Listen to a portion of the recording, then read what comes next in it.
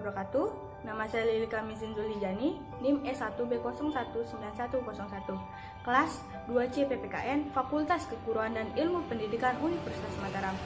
Video ini saya buat untuk memenuhi ujian akhir semester saya pada mata kuliah Ilmu Politik yang diampu oleh Ibu Fitria Adriana, SPD MPD. Nah, saya akan membahas mengenai peran media massa di tengah pandemi COVID. Menurut Undang-Undang Nomor 40 Tahun 1999 tentang pers atau media adalah lembaga sosial dan wahana komunikasi massa yang melaksanakan kegiatan jurnalistik yang meliputi mencari, memperoleh, memiliki, menyimpan, mengolah, dan menyampaikan informasi baik dalam bentuk tulisan, gambar, suara, serta data dan grafik, maupun dalam bentuk lainnya dengan menggunakan media cetak, media elektronik, dan segala jenis sarana yang jenis saluran yang tersedia. Massa merupakan pusat utama masyarakat untuk mencari berbagai informasi per harinya. Tentunya banyak manfaat yang diberikan media kepada masyarakat.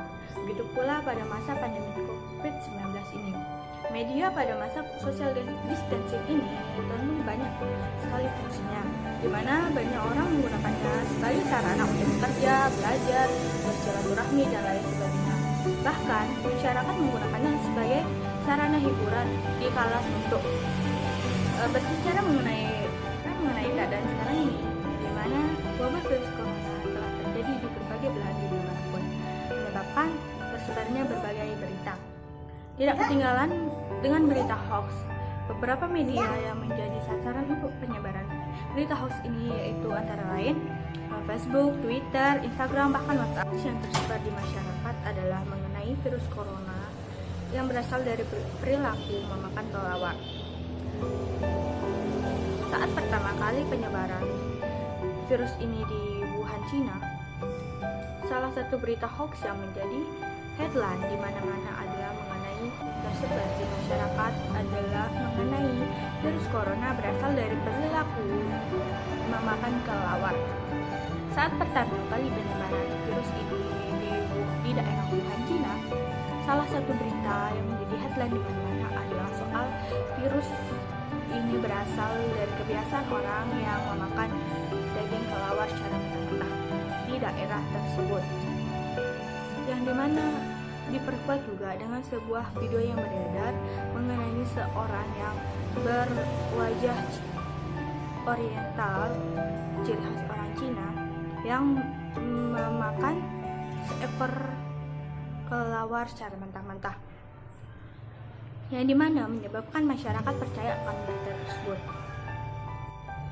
Dengan kemunculan video tersebut, masyarakat pun percaya akan berita tersebut, sehingga video itu menjadi viral dan menjadi sasaran empuk warganet, di mana mereka berdalih bahwa kebiasaan memakan makanan mentah tanpa dimasak dapat menyebabkan sesuatu yang tidak diinginkan, contohnya seperti virus ini.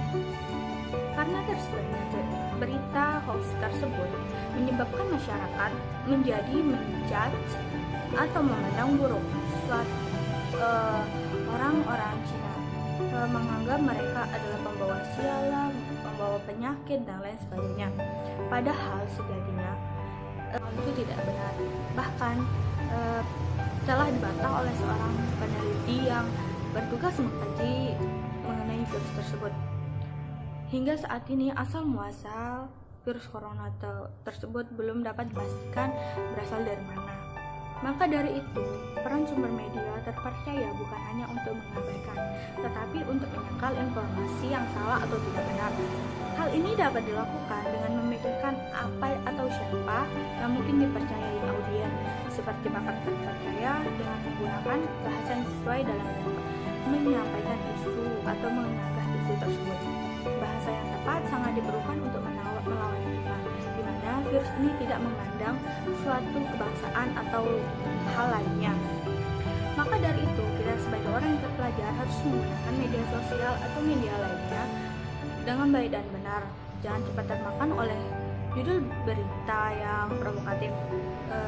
Mengutip dari laman Kominfo, terdapat beberapa cara menyiasati penyebaran berita hoax ini. Yang dimana pertama, kita harus hati-hati dengan judul provokatif.